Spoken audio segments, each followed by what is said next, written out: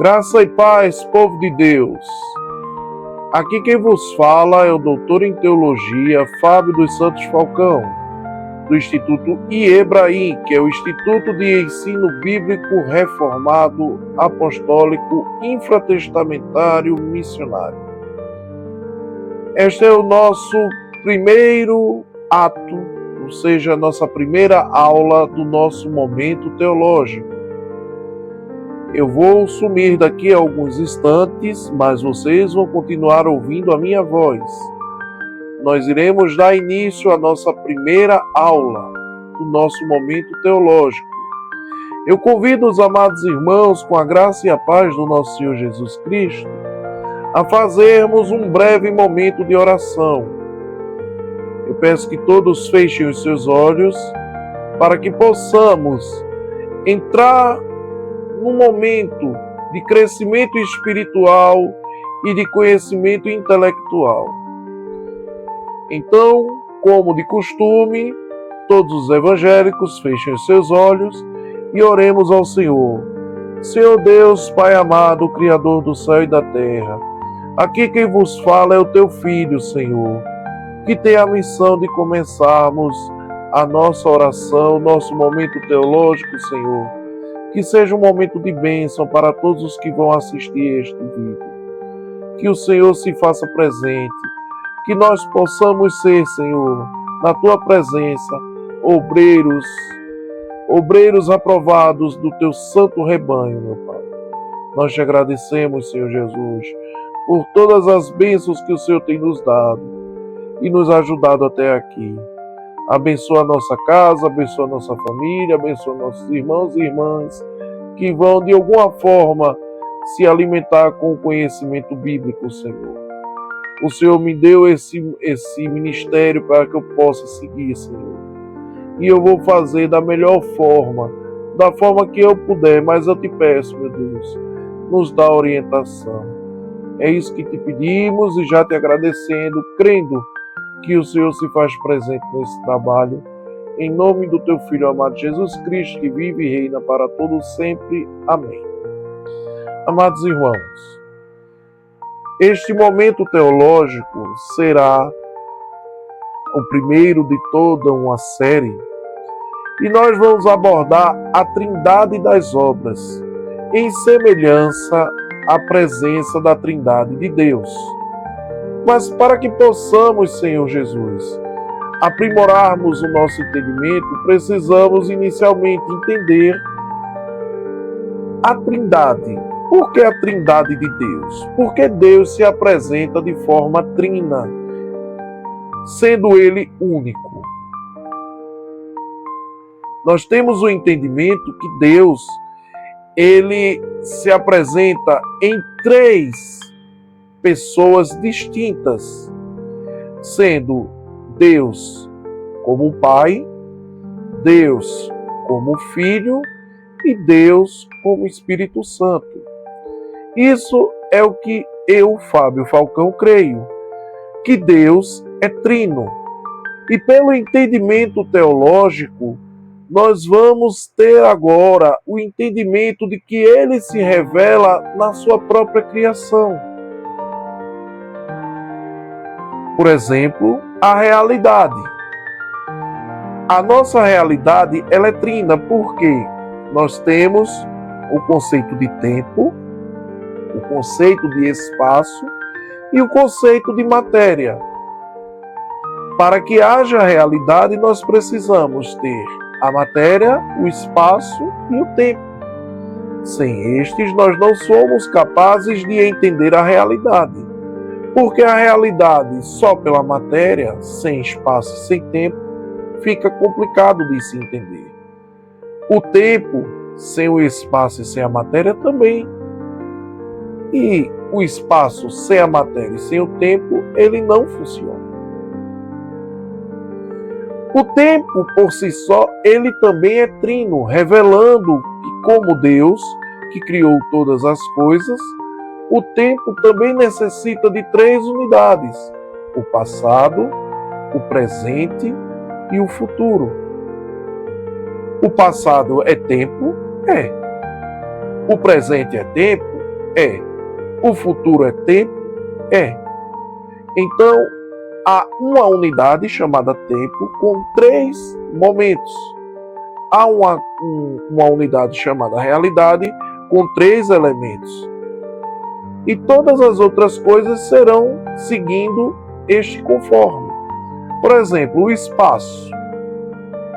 O espaço é uma unidade, a unidade de espaço.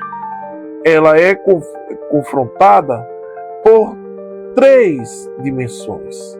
A dimensão do comprimento, a dimensão da altura e a dimensão da largura. Sem essas 3 unidades, o espaço começa a ficar irrealizável. Então, o espaço também é trino. Quem criou o espaço? Deus. E a matéria? Se nós formos estudar academicamente, nós sabemos que a menor unidade da matéria é o átomo. O átomo ele é composto de 3 elementos: prótons, nêutrons e elétrons. Então, o átomo ele é uma unidade, mas ele é composto de 3 subunidades. E dentro da matéria, dentro da composição da vida, nós temos, por exemplo, o ser humano. O ser humano, que foi feito imagem e semelhança de Deus, também é trino. Porque o humano ele é composto de um corpo, de uma alma, que pode ser chamada também de mente, e de um espírito. Existe uma ciência na teologia chamada pneumatologia, que estuda o fenômeno de uma das unidades de Deus, uma das pessoas de Deus, que é o Espírito Santo. No hebraico, existe uma palavra para designar o Espírito, que é o Ruach. Então, sem o sopro divino, sem o Ruach, o Espírito que dá fôlego de vida ao ser vivente, nós não teríamos, por exemplo, o ser humano. Sem o homem ter sido moldado do barro, também não teríamos aonde colocar este Espírito. E sem a mente, sem a alma, o ser humano ele não é completamente perfeito. Então nós vemos que tanto no tempo, quanto no espaço, quanto na matéria, na realidade e nos seres viventes, nós sempre temos uma repetição de 3 elementos. Então, recapitulando, temos as pessoas da Trindade: o Deus Pai, o Deus Filho e o Deus Espírito Santo. Se falarmos desta forma, parece que são 3 deuses, mas não é. Deus é único. Deus é um único elemento, representado na pessoa do Pai, na pessoa do Filho e na pessoa do Espírito Santo. Nós formos para o hebraico, nós vamos ver que para designar Deus, uma das palavras muito utilizadas é o El. El é a partícula de um único Deus. El. Sendo que quando vamos ver a atividade de Deus sobre o Antigo Testamento, por exemplo, em Gênesis, façamos nós a imagem e semelhança. Nós não vamos ver El, nós vamos ver a palavra Elohim. Elohim é plural, ou seja, designando que Deus, que é único, ele é um único plural. Então, fazendo uma conjectura, o tempo é um só. O tempo, a unidade tempo é única, mas o tempo ele é subdividido, ou seja, ele é composto. O tempo ele não é único, ele é composto por passado, presente e futuro, São 3 momentos que designam o momento-tempo. Da mesma forma, Deus. O Pai é Deus. O Filho é Deus. O Espírito Santo é Deus. Vivendo numa mesma unidade, ou seja, no mesmo Deus, um Deus único. Então, por exemplo, nós podemos pegar porventura uma Bíblia e olharmos no Salmo 2, dos versos 7 ao 8. E vamos ver lá a pessoa do Pai sendo demonstrada. Então eu vou pegar aqui a minha Bíblia. Eu vou pegar até outra Bíblia, que eu estou sem o óculos aqui. Mas para que os irmãos possam entender definitivamente a funcionalidade do nosso estudo. Então nós pegamos a nossa Bíblia, abrimos no livro de Salmos. Que Salmos, Fábio? Salmos 2, que diz assim no verso 7. Proclamai o decreto do Senhor. Ele me disse, tu és meu filho, eu hoje te gerei. Pede, e eu te darei as nações como herança, os confins da terra como tua propriedade. Então veja, Deus se revela como Pai no Salmos 2. Ah, mas Fábio, só está no Antigo. Não. Temos também em Mateus, no Novo Testamento, Mateus 11, 27, que vai abordar a unidade do Pai. Então, abrindo nossas Bíblias, no capítulo 11 de Mateus, no verso 27, vamos ler assim: todas as coisas nos foram entregues por meu Pai. Quem está dizendo isso? Jesus Cristo. Ninguém conhece o Filho senão o Pai. E ninguém conhece o Pai a não ser o Filho, e aquele a quem o Filho o desejar revelar. Então aqui já vemos a apresentação do Filho quando andava entre os homens, mostrando o Pai. Deus, Pai, é uma pessoa da Trindade. E o Filho? A gente só vai ver o Filho no Novo Testamento.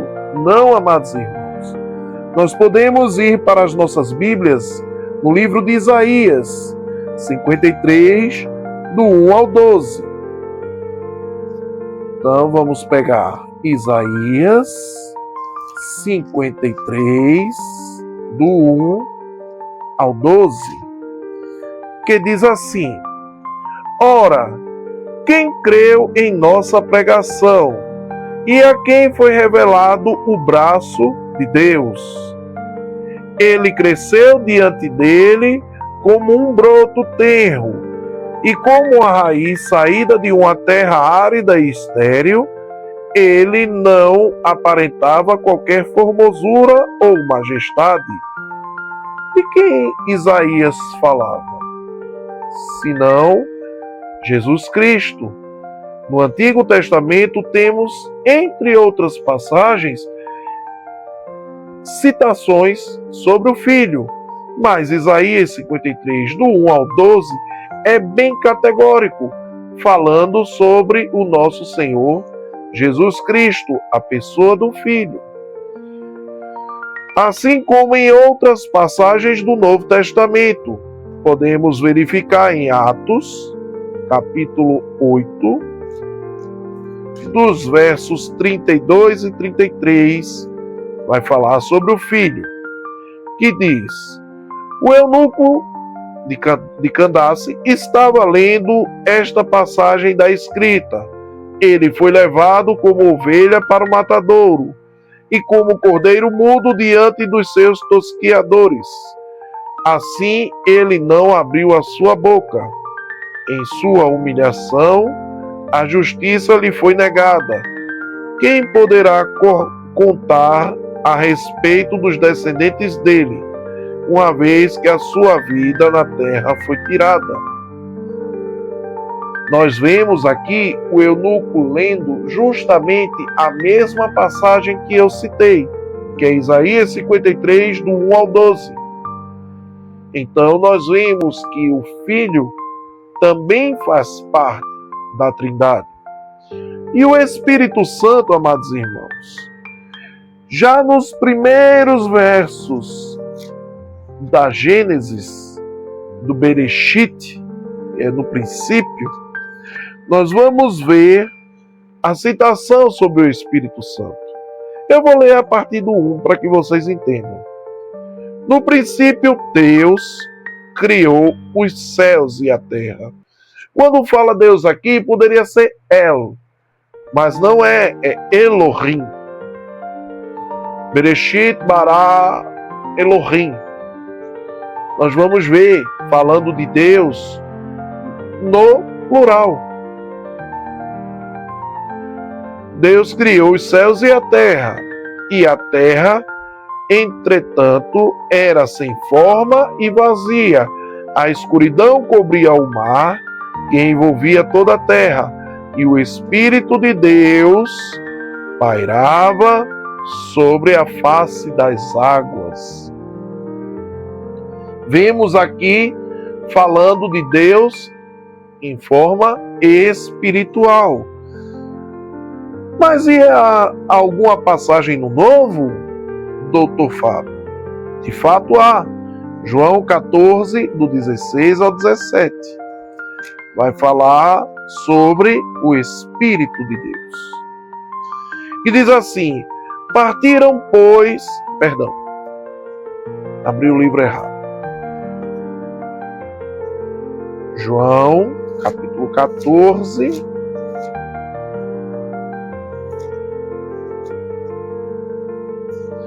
dos versos 16 e 17, que diz assim: e eu rogarei ao Pai. Quem rogou ao Pai? Veja, temos aí as três personalidades de Deus. Então, e eu rogarei ao Pai, e ele vos dará outro advogado. Ora, nós temos o Pai e o Filho falando do Pai e falando de uma terceira pessoa, a fim de que esteja para sempre convosco. E o Espírito da verdade, que o mundo não pode receber, porque não o vê, nem o conhece. Vós os conheceis, porque ele vive convosco e estará dentro de vós. Se vocês observarem e acompanharem suas Bíblias, vocês vão ver que a palavra ele está no maiúsculo. Mas por que está no maiúsculo, doutor? Porque está falando de uma pessoa muito importante, ou seja, da personalidade do Espírito Santo de Deus. Então, em João 14, 16 e 17, nós vemos os três sendo apresentados no mesmo momento. Ou seja, demonstrando que são pessoas distintas. E sobre a supremacia de Deus, o que podemos entender? O que Deus é? Nós sabemos que Deus, ele é onipotente, onipresente e onisciente. Mas por que Deus ele se apresenta de três formas? Porque a supremacia de Deus é trina. Ou seja, reforçando a ideia da trinitaridade de Deus. A palavra oni, do latim omni, descreve a plenitude, tudo, todo, inteiro, universal, dando uma dimensão para o entendimento humano de algo incapaz de ser dimensionado.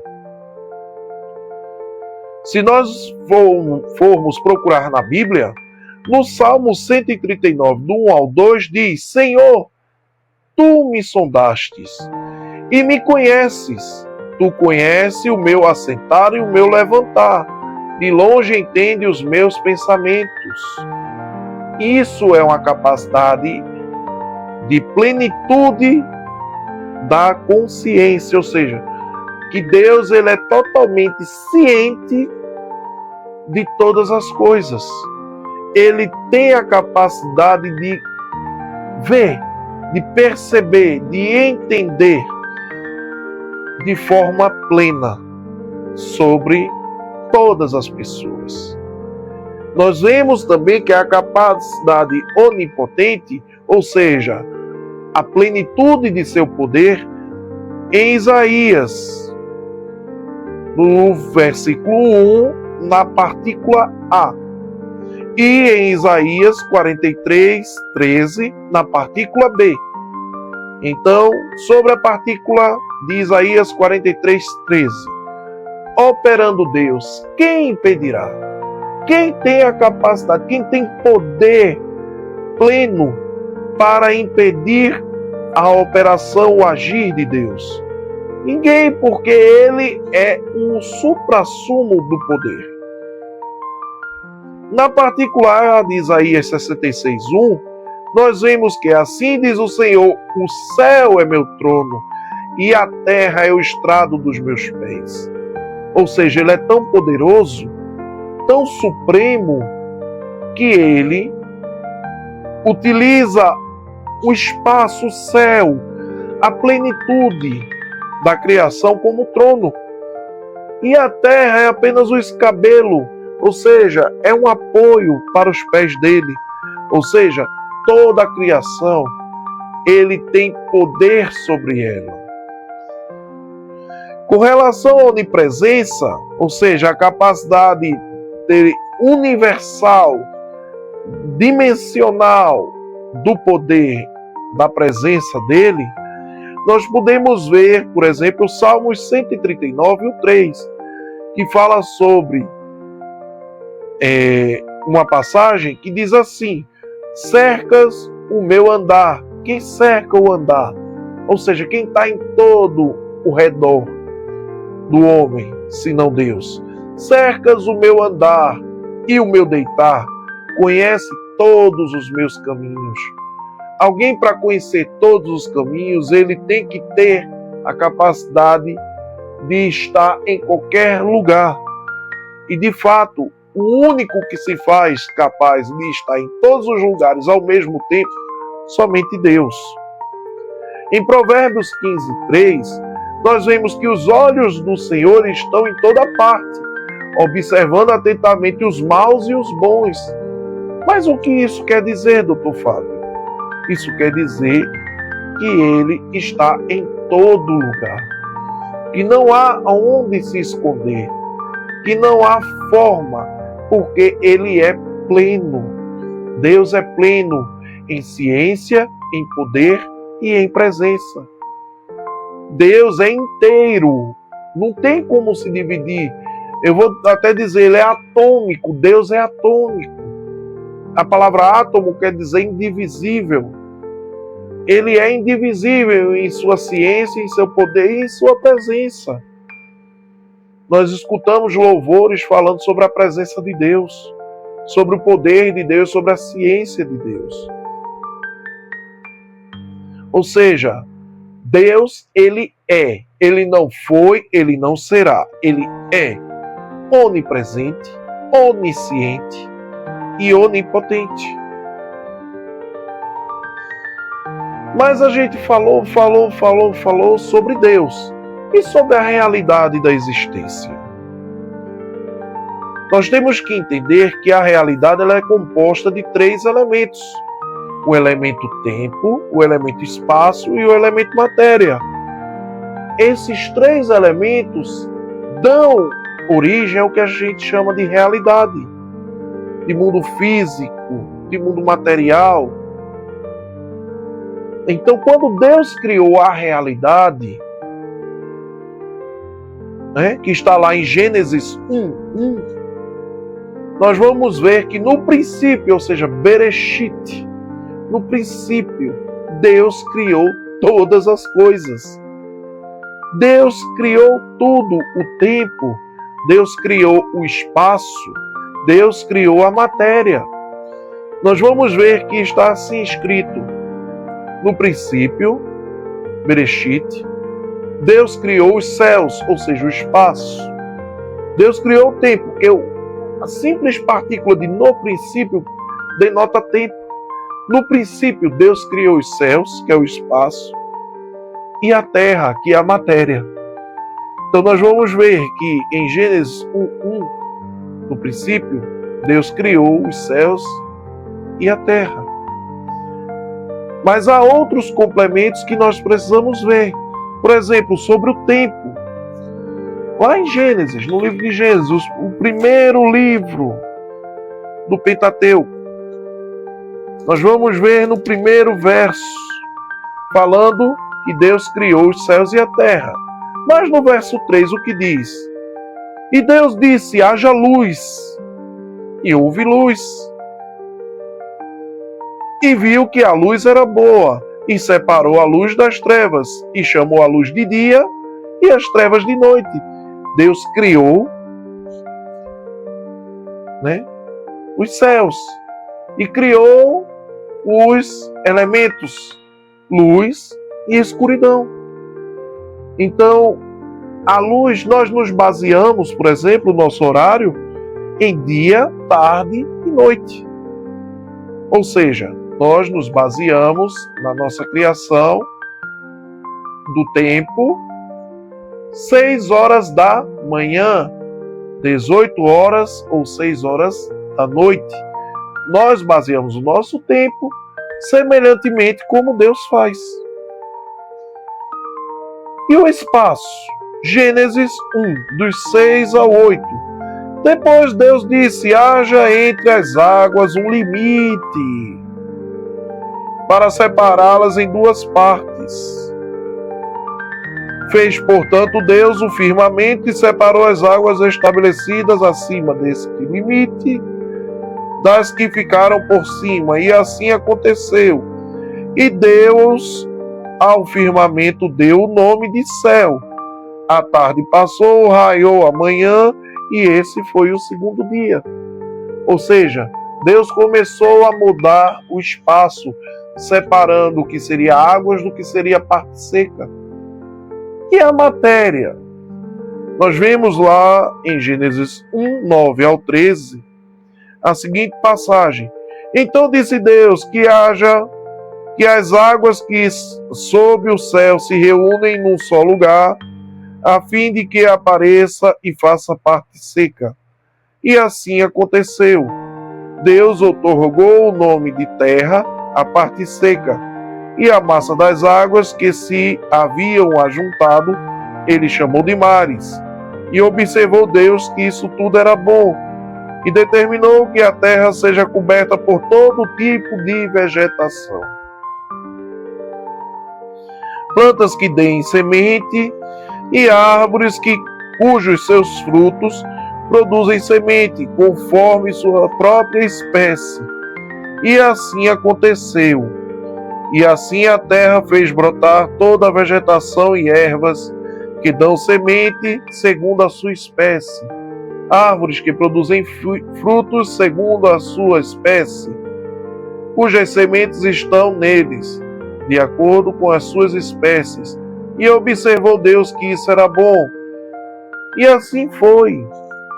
Deus começou a produzir matéria. Então Deus criou uma realidade trina, onde o espaço, o tempo e a matéria foram criadas no princípio. Bereshit, Hashamayim, Haaretz. E sobre a soberania de Deus em relação ao tempo. O tempo, ele é dividido, como eu disse, em 3 partes: passado, presente e futuro. Deus e a sua sabedoria no passado. Isaías 46, do 9 ao 10.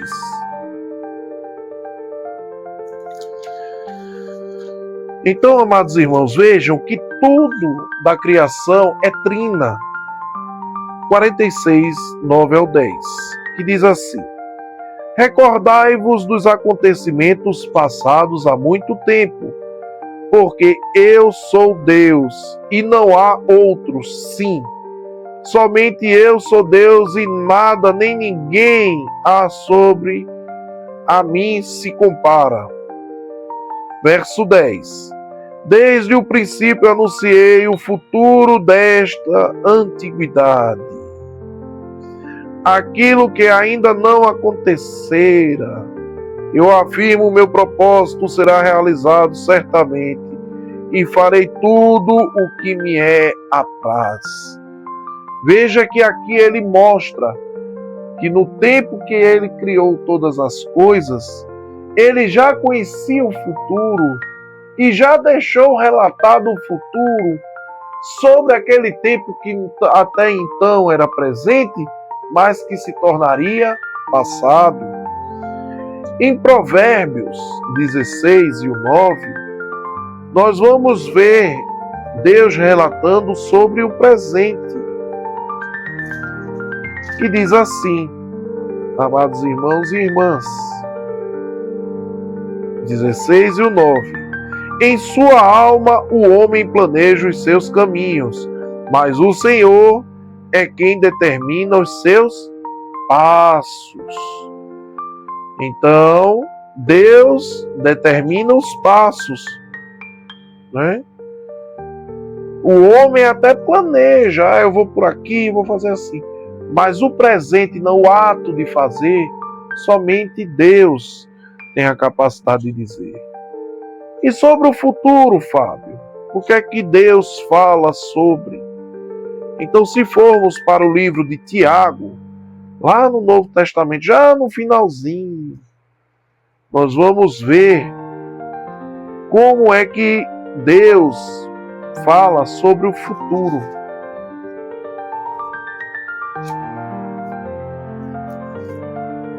Então, Tiago, capítulo 4, dos versos 13 ao 15, diz assim: agora prestei atenção, vós que aclamais, hoje ou amanhã iremos a tal cidade, lá estabeleceremos por 1 ano, negociaremos e obteremos grande lucro. O homem faz isso, eu já fiz isso, todos nós fazemos, é comum. Nós gostamos de planejar o que vamos fazer no futuro. Sei que Deus nos adverte.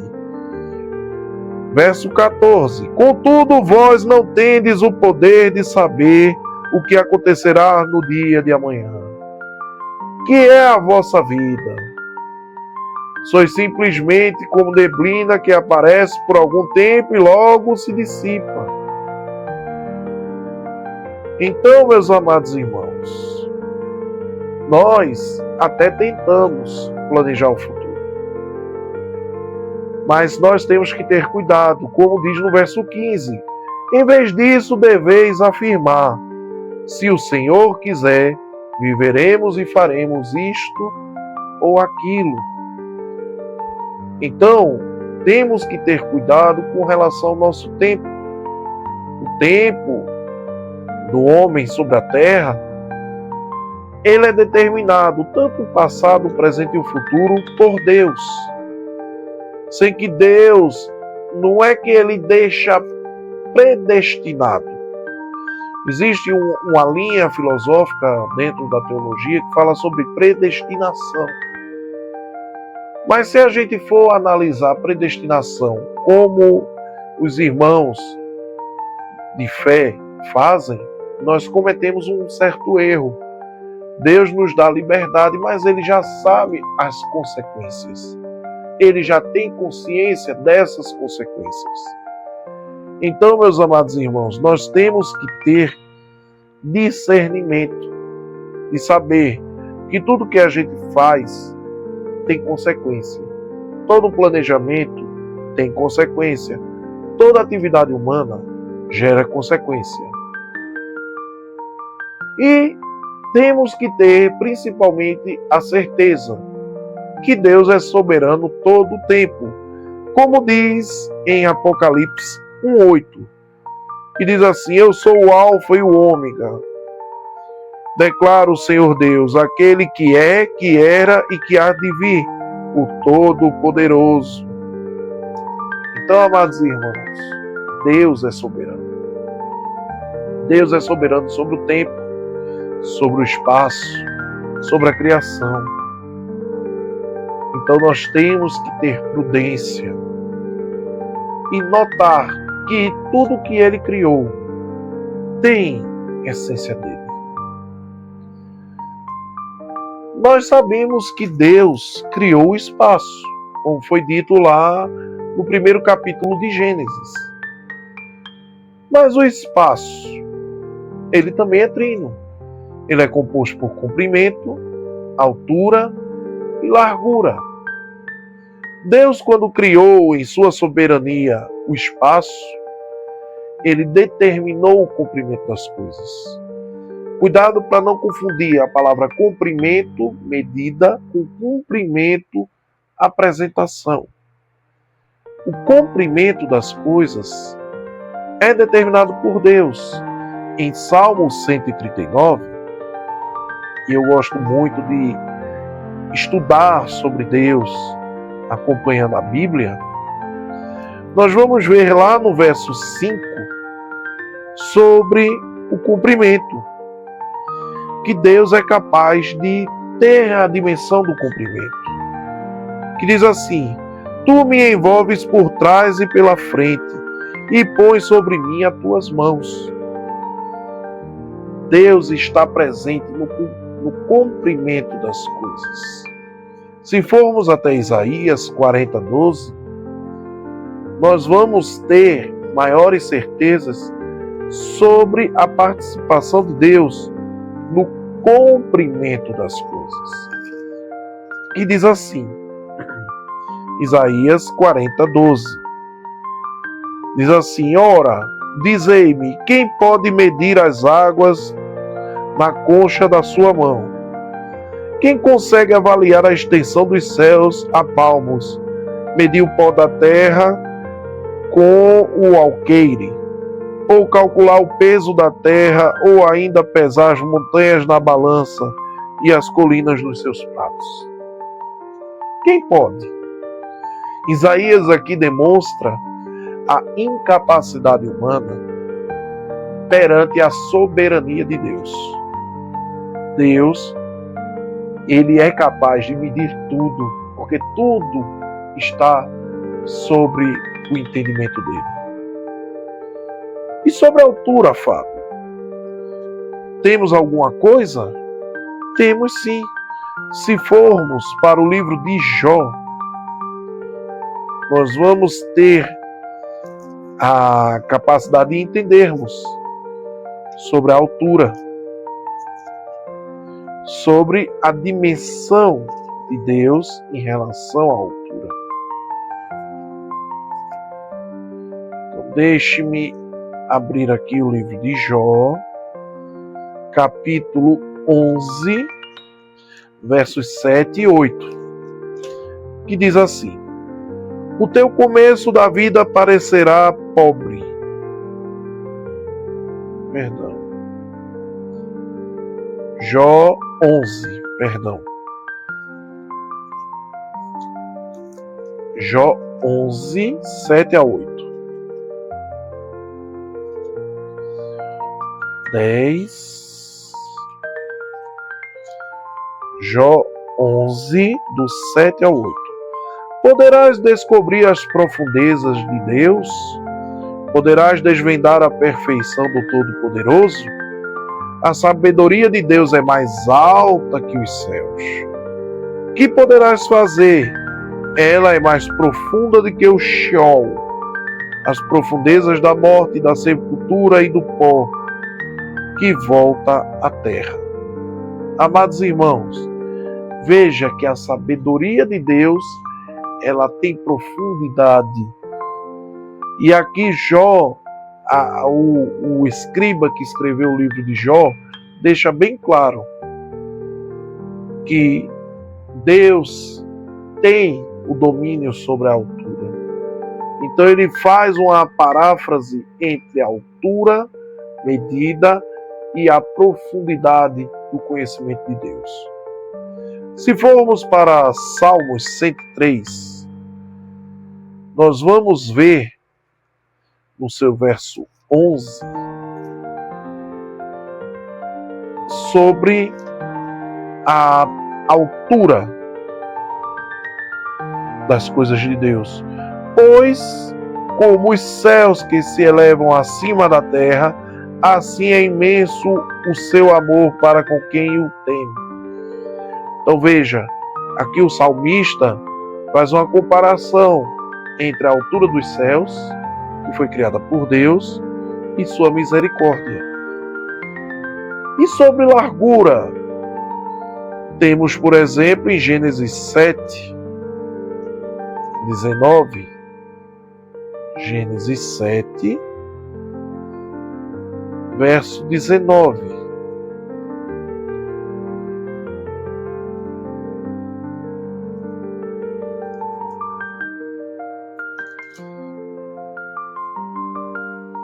Que diz assim: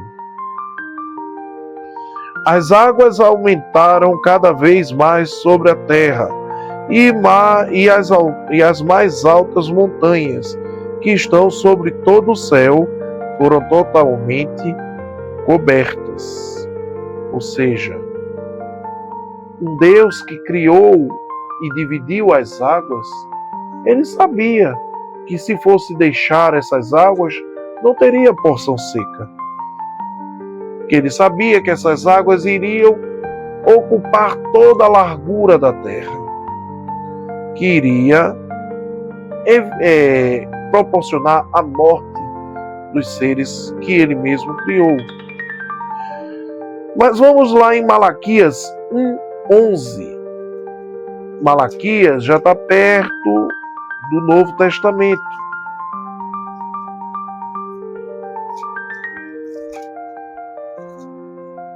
Porque eu gosto de falar sobre a localização da Bíblia, os amados irmãos, para que possamos ter um domínio.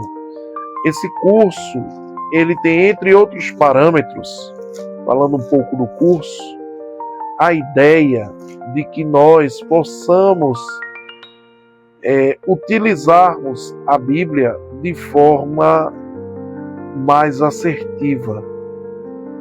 É um dos princípios. A teologia instrumental, ela nos ajuda a instrumentalizar a Bíblia.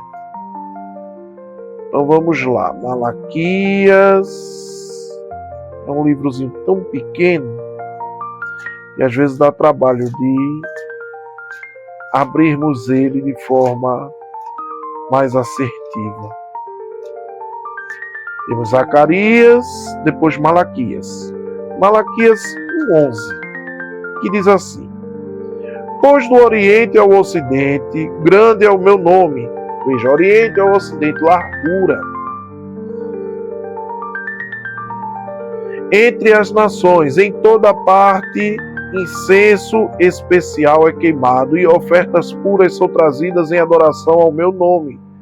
Porquanto, Gadol, grande será o meu nome entre todas as nações da terra, declara o Senhor dos Exércitos. Veja, Oriente ao Ocidente, dá uma ideia de largura. A Bíblia fala sobre largura. E nós temos que ter consciência que ao Senhor pertence toda a terra e tudo que nela se contém, o mundo e os que nele habitam. Ou seja, a criação, todo o espaço da criação pertence a Deus. Isso está dito aonde? Salmo 24, verso 1. E sobre a soberania de Deus sobre a matéria. Em muitas passagens vemos o quão soberano Deus é sobre todas as coisas. Porém, é na vinda de Cristo que observamos com maior detalhes esta soberania. Veja, já foi estudado por físicos a capacidade de transmutação da matéria. é uma coisa que exige muita energia. Alguns estudiosos calculam que, de acordo com a teoria do Big Bang, para se mudar a matéria, né, nas suas características, os seus arranjos atômicos, precisaríamos da energia de pelo menos um Big Bang. E Jesus, no livro de João, no capítulo 2, verso 7 ao 9, nós vemos a mudança da água para o vinho. Aí estudiosos já estudaram a água, que é H2O, e o vinho, os constituintes do vinho, que para a gente conseguisse transformar água em vinho, necessitaríamos de uma energia tão grande quanto a explosão do Big Bang. Então, isso já mostra a supremacia de Deus, a soberania de Deus sobre a matéria. Jesus, como homem, tinha o poder 100% de Deus e fez isso lá nas bodas de Caná. Aí nós vemos a cura do cego utilizando lama, que está lá em João também, no capítulo 9, versos do 1 ao 7. E aí eu gosto de fazer uma ponta para mostrar que o próprio Jesus estava presente. E isso é uma questão particular de entendimento meu. Jesus estava presente na criação, lá em Gênesis, quando Deus criou o homem, conforme a sua imagem e semelhança. Quem, senão o que moldou o homem do barro, seria capaz de pegar o barro e devolver a forma da visão, seja lá qual foi o problema que causou a cegueira naquele homem? Ou seja, Jesus, sendo 100% Deus e 100% homem, ele moldou do barro novamente o que faltava no homem até então imperfeito, deixando-o perfeito. Quando Jesus acalma o mar e a tempestade, lá em Lucas 8, do 22 ao 25, nós vemos o poder sobre a matéria. Ele acalmou os ventos, ele acalmou as águas. Isso é soberania divina. Quando Jesus pegou 5 pães e 2 peixinhos e por 2 vezes com esses mesmos 5 pães e 2 peixes, porque se a gente vê na Bíblia, vem falando lá em Mateus 14, do 19 ao 21, vem falando sobre a primeira multiplicação.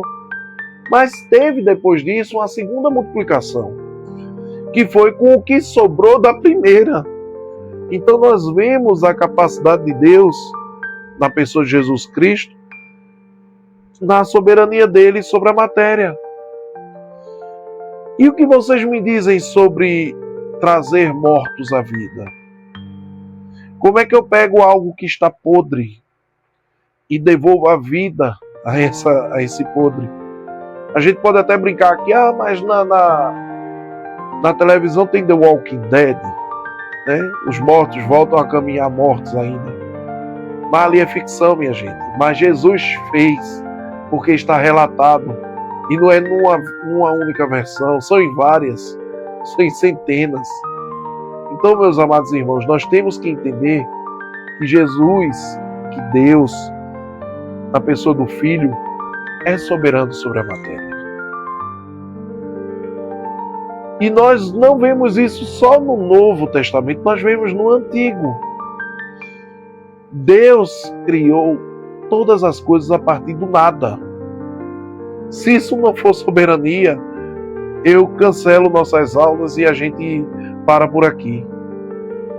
Como é que o fogo na sarça não consumiu a sarça em Êxodo 3, do 2 e o 3? Senão um autocontrole sobre a matéria. Aí alguns estudiosos podem dizer, não, mas aquela passagem de Êxodo 14, 21 e 22 era um mar de juncos. Certo, vamos supor que tivesse juncos. Mas como é que os homens pisaram em terra seca?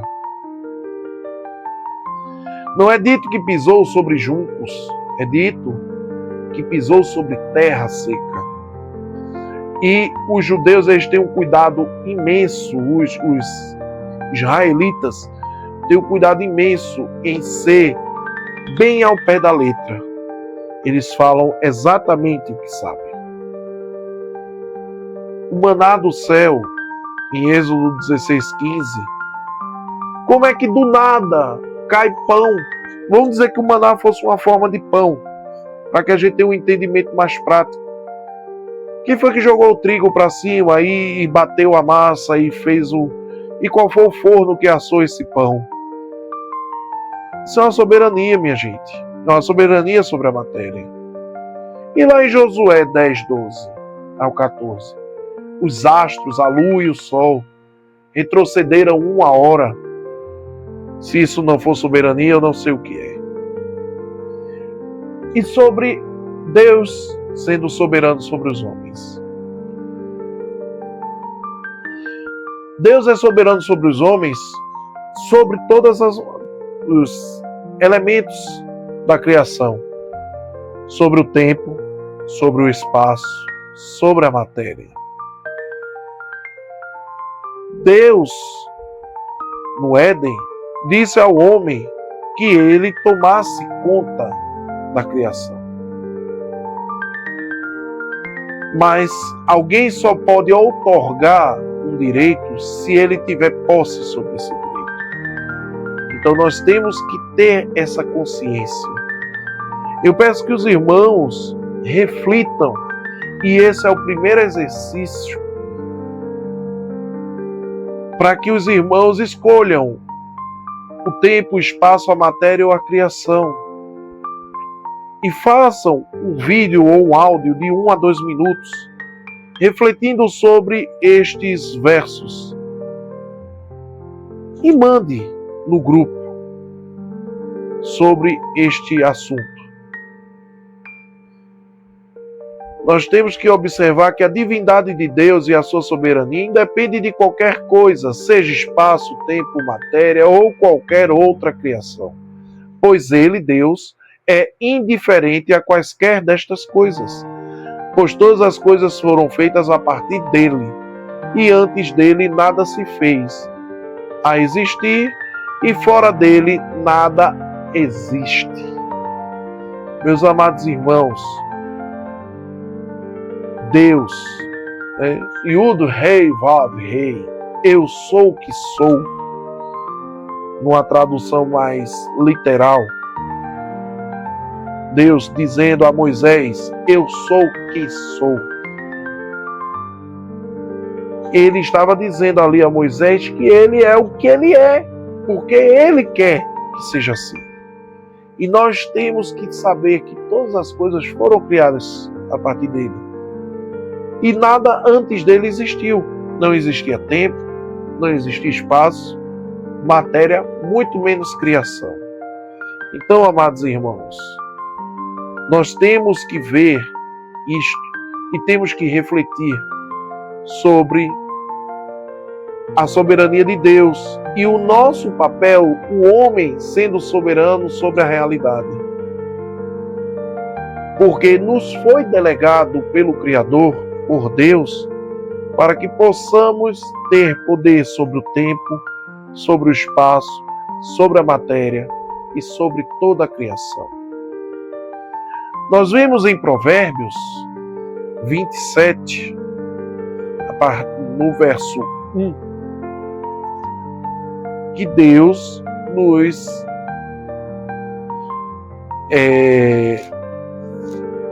indica a sermos soberanos sobre o tempo. Que diz assim: não te felicites do dia de amanhã, pois não sabes o que hoje vai gerar. Nós temos que ter a consciência que o homem, ele só é soberano sobre o tempo quando Deus permite que sejamos. Que o homem, ele é limitado, mas que pela bênção divina nós podemos ser soberanos, sim. Se formos em 1 Coríntios 4, nós vamos ver que Deus nos exorta, ou seja, nos corrige a ter um bom entendimento sobre o espaço, que diz assim, 1 Coríntios 4, 1 e 2. Portanto, toda pessoa deve nos considerar servos de Cristo e encarregados dos mistérios de Deus. Além disso, o que se requer de todos aqueles que têm essa responsabilidade é que vivam fielmente.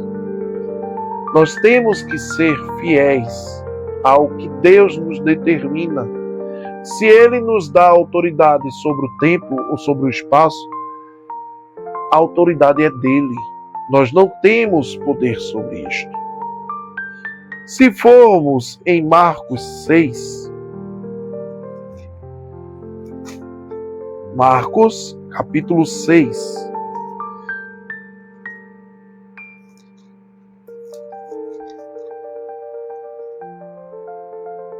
diz assim, no verso 6, verso 7. Havia também alguns peixes pequenos, página errada, Marcos 6, 7,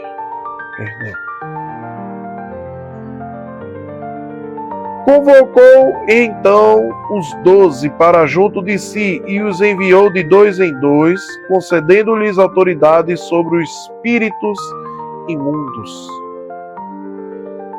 Jesus concedeu autoridade. O homem só é soberano sobre a matéria, sobre a realidade, se Deus permitir. A única coisa que Deus deixou bem claro que nós teríamos domínio sobre é sobre a criação, que diz assim, sobre os seres, né? Quando eu digo criação, sobre os seres, que diz assim, a serpente era o mais astuto de todos os animais dos campos que Deus havia feito. E conheceu que ela questionou com a mulher. Então foi isto mesmo que Deus falou, vós, pois, não podeis comer nenhum fruto das árvores do jardim. O que declarou a mulher à serpente, nós podemos comer dos frutos das árvores do jardim, mas o fruto da árvore que está no centro do jardim, Deus disse, dele não comereis. Aí vem toda a passagem. Deus tinha dado autoridade ao homem, a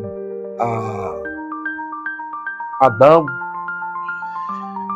que ele tinha autoridade de comer todo o fruto da terra, que ele iria trabalhar nomeando os animais e os seres, que ele tinha essa soberania outorgada por Deus. Mas o pecado original, que é o da desobediência, fez com que o homem perdesse o controle, a soberania, e passou a ter apenas alguns poderes, desde que, pelo seu suor, pudesse conquistá-lo. Aí eu faço uma pergunta a vocês, que pode ser também material para o vídeo ou o áudio de vocês. Será que sem Deus o homem pode ter soberania sobre alguma coisa? É uma reflexão que eu digo a vocês. E era isso, meus amados irmãos, o conteúdo da nossa aula. Espero que vocês tenham gostado desse assunto e espero que vocês reflitam sobre os assuntos falados. Isso é teologia instrumental. É utilizar o conhecimento bíblico de forma instrumentalizada. A gente até falou alguns termos, mas não necessariamente precisamos nos aprofundar sobre os conceitos, mas sim sobre a utilidade deles para com o nosso momento teológico. Obrigado e até o próximo estudo.